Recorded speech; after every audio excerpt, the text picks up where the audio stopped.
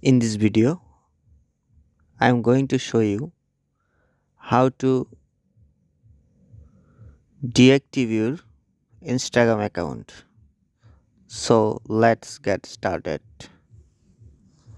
First of all,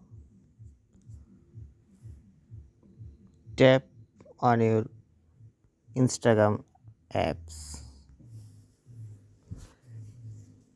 and then click on your Instagram profile right corner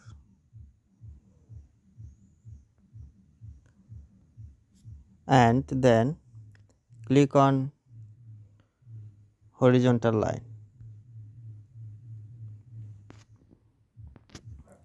Click on account center and then click on personal details. Tap on account ownership and control. Tap on deactivation or deletion.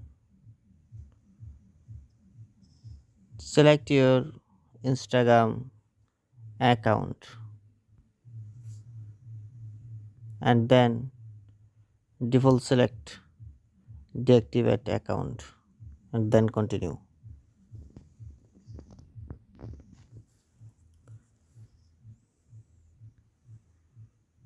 Enter your password. Tap on continue.